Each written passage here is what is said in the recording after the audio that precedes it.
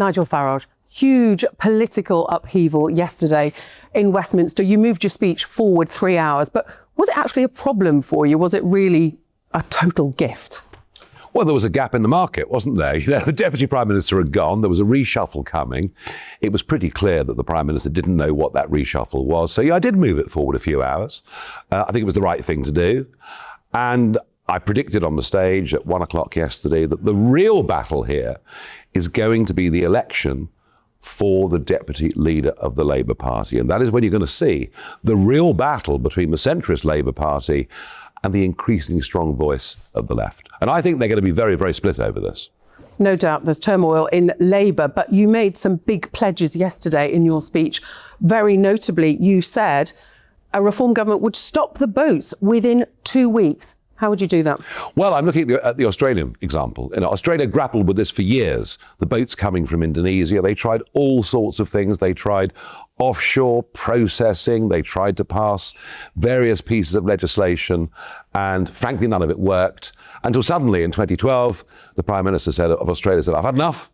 He started towing the boats back to Indonesia, and within 2 weeks, they stopped coming. But you'd have to change laws, and that would take time. It would all have to go through Parliament to pull out the ECHR, yes, the refugee it will take 2 weeks. Once we get the legislation in place, it will take 2 weeks. Once you get the legislation in place. It sounded yesterday like you said you would stop within 2 weeks of coming into power. We will stop within 2 weeks of legislation being passed. We'll stop the boats. OK, but I mean, the legislation could take months and months and months, couldn't it, to go through both houses? So just to try to get a rough idea. Given the mood of the nation, the legislation needs to go through as quickly as is possible. OK. Thank you for clearing that up. A great get, Nadine Dorries. Yeah. Of course, you disagree about the online safety. You said yesterday that you do need experience, experience. Clearly, she brings that. But you do have a bit of a problem, don't you, in the gap of experience if you're going to, as opposed to just form the next government. Let's be absolutely frank on the Online Safety Act. I do not disagree with attempts to protect children. It's just that. And if you talk to Nadine, she'll tell you she had no intention with this legislation of an elite police force being set up to monitor what we say online. Social media companies have not policed themselves. I mean, they've had years and years. This Online Safety Act has taken. Anyway, let's not go. Fine. Let's not go down that. Okay. On the broad point, you know, I made very clear from the stage yesterday that our biggest weakness is a lack of experience. We don't lack energy, we don't lack enthusiasm, we don't lack good people from all walks of life coming forward and wanting to be involved. But we don't know how it actually works. And therefore we need people who've been at the sharp end, who've worked in cabinet, who understand what the interactions with the civil service are like. And Nadine Dorries is the first person that's come to us that's got that experience. And there will be more.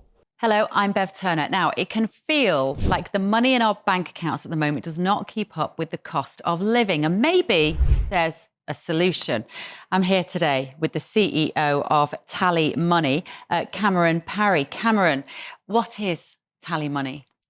Well, Bev, with TallyMoney, you get a current account and a debit card, but instead of pounds, you use milligrams of gold as your everyday money. So why gold? Gold traditionally is a great store of value. It has, on average, gone up at over 11% per annum for the last 25 years against the pound. It's tripled in value in the last decade. And in the last 2 years alone, it's increased by 50% against the pound. Banks' savings products just can't compete with that level of growth.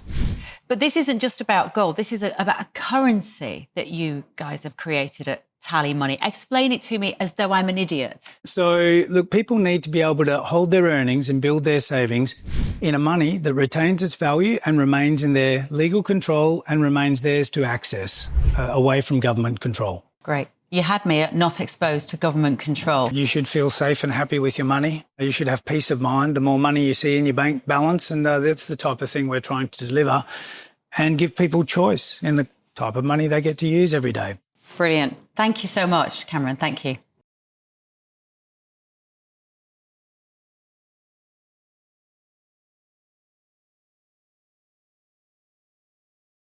And you don't worry, you've obviously got quite a few Tories have come across to you, you don't worry about looking like you're just stuck full of Conservatives that no longer have seats? Well, I think you'll find the percentage of former Conservative representatives in Reform is less than 0.5%. So I'm not terribly worried about that, no. And we will not be the Conservative Party 2.0. And I thought what she said was very interesting. You know, she'd been with the party 30 years. She'd served for many years as an MP. But like so many people, she feels now that the promises that were made in election manifestos were never sincere promises. They were just means of getting elected. And that's the difference here.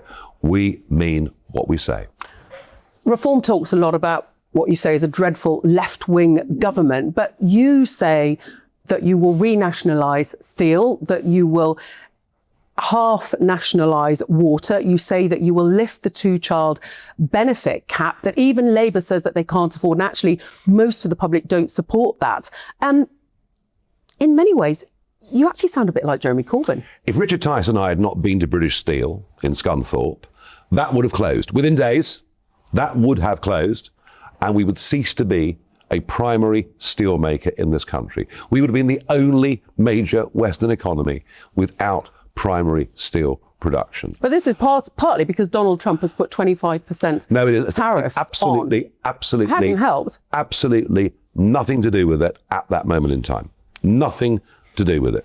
The catastrophe is energy prices. We are deindustrializing Britain in the name of going net zero on carbon. We've given ourselves the most expensive industrial energy prices in the whole world. And frankly, I think that the Chinese bought that plant with the sole intention of closing it down. That is why we urged the government at that moment in time to take control and to try and find a way out, to try and find a new buyer, to try and find a new consortium. But I accept, unless we can give people proper energy prices, it is going to be a problem. But you're making a lot of very expensive promises. Well, the sort of thing that Jeremy Corbyn, that somebody who's not worried about where the money is going to come from. Let's take the two-child cap. I made it no one listened. I made it very, very clear that this should be for working British couples.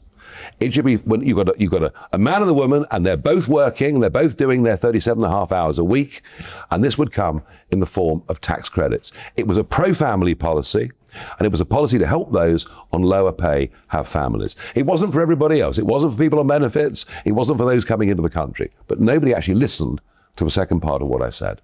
Okay. You have just got back from the States where you were this week. The Prime Minister has often been criticised for being here, there and everywhere, never here, Keir. Some have called him. Our political editor, Chris Hope, said to you, why are you not at PMQs? You said it's not a priority. Don't you run the risk that you're going to get labelled far away Farage? Do you know what? There's almost no point me going to PMQs. There's almost no point. I have to sit there, take abuse every week, and I have no means of answering. I mean, it's the most ridiculous. There can't ever have been a situation ever before when you have a backbench member of Parliament who is constantly referred to by put-up questions from Labour MPs, answers from the Prime Minister, and I have, what do I get? Once every few months, I can get up for 30 seconds, and when I do, I'm shouted down. So, actually, Parliament, frankly, at the moment, doesn't serve me very well.